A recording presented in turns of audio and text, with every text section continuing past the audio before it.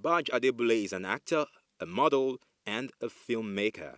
A graduate of economics from Covenant University and has appeared in several Nollywood films since 2012, when he started his career. We started our chat reflecting about the year 2020. For me, it was a year that a lot of things just kind of came full circle for me. I started looking at things differently. I started addressing things differently, and life generally for me just got, for a dark year, it kind of just got a little brighter, so to speak. Finding out more about how life should be kind of makes your own life decisions better. You're more enlightened. Things that would completely ruin your day or your week just doesn't make that much of an effect anymore because now you have a bigger view on what life is. He also shares his experience of a COVID test while preparing for the production of Men's Club new series.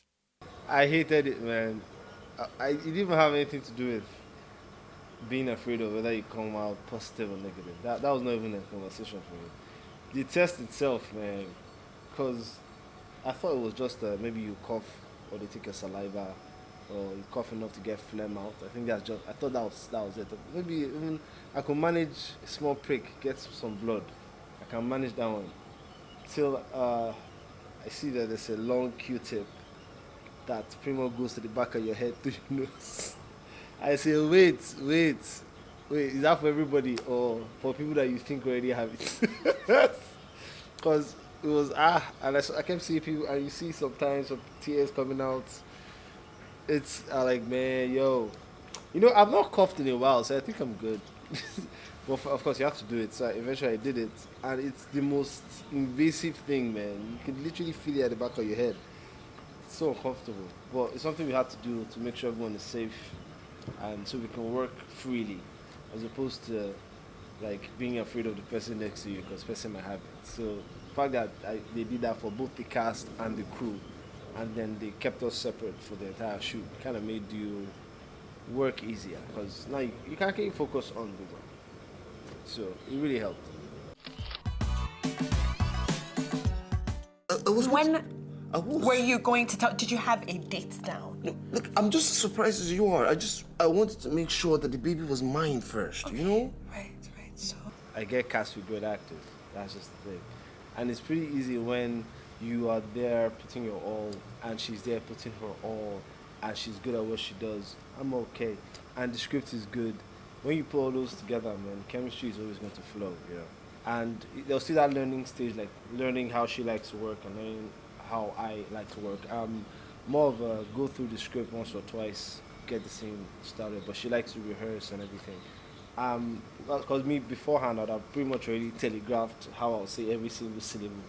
So it's pretty much like I'm ready. But she likes to make sure both of us are in the same mind space and everything. So we do a little more rehearsals and just understanding how she likes to work and how I like to work and how she thinks and how she interprets her script. Plus, the script is really good. I think if you had cast anybody else as Lewis and Ola, there'll still be that chemistry. It's your order to finish this. Do it. No one lives. Understand?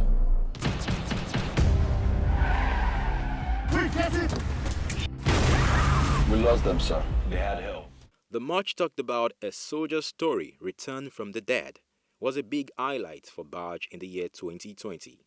As a Nigerian actor, when you watch Hollywood films, you get to, especially the action ones, you get to see some really cool stuff, and you're like, man, if it's just to do one film there, so you can get to do all this cool action stuff, that would be really nice. Just so you can just have the experience, it's a cool feeling. But you always have like, well, God win. So next thing, you're reading the script for part 2, and you're seeing this stuff, and you're like, are you kidding me? So that's how I felt when I read it, because you're reading a scene where you're driving on Third Mainland Bridge in an SUV, dodging bullets and rocket launchers. Like, you don't see that, man. You don't see that. You don't get to do that here. So when I read that, I was like, am I really going to? Like, yeah, sure, for real. And I didn't, even when they said it, I didn't still believe till we were shooting the scenes, and I'm doing the sharp turns and everything. It was really cool, and the prepping for it was really cool because it's not common for them to give you like almost 2 months to prep physically for a film. It's not something that usually happens here.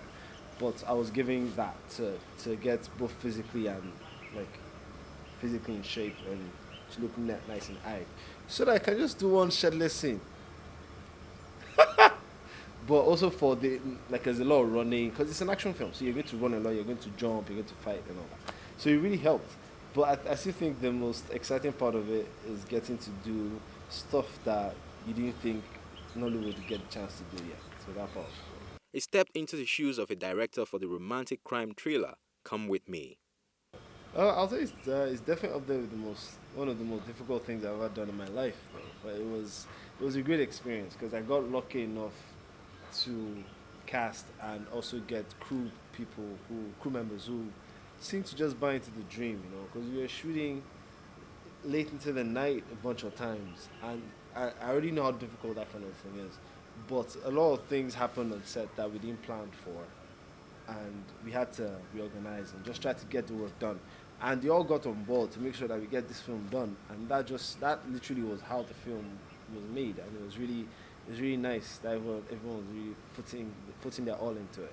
And it's a romantic crime thriller, and it pretty much is trying to talk on the fact that there's this assumption that the bad guys look a particular way, and anyone that looks decent is automatically good, when it's usually the other way around. You should be just as afraid of the. You shouldn't be. You shouldn't when you see dreadlocks or tattoos that you should be afraid. That guy in his suit is just, if not more dangerous than that individual. Until we start holding ourselves accountable and start looking after our neighbor, we are never really going to be able to beat this evil that we have around us. So, but still has a lot of romance, a little bit of action, and still socially conscious. So it's a film that it took 4 months to get the script ready. I and Michael Osuji, and we are really proud of what we made. As for legacies, this is what Baaj has to say. I think as an actor, there's very little you can do in terms of picking the exact kind of stories you always want to do. If not, you're not going to work much. So, but as a filmmaker, I've already made up my mind that I'm going to be very intentional with the kind of films I'm going to be making, the kind of stories I'm going to be telling. They must be socially conscious. They must really open our eyes to what we think we know, but we don't know enough, or what we know and we've chosen to ignore, or what we don't know at all. But as an actor, I just want to make sure people enjoy my films, whether it's a TV show, whether it's a short film. You enjoy, you had a good time watching it. You don't feel like you wasted any second watching me on screen. That's always very nice. And for people that I've worked with, I'm always hoping that the best I can do is make sure we leave good impressions on ourselves. Like when you think back working with me, you have a good feeling. Like, oh yeah, that was a good one, So that's pretty much the best I can do on that front. So I feel like if I'm able to hit those two for the acting and make my filmmaking journey exactly what I say I want it to be, as far as career is concerned, I think I'm good.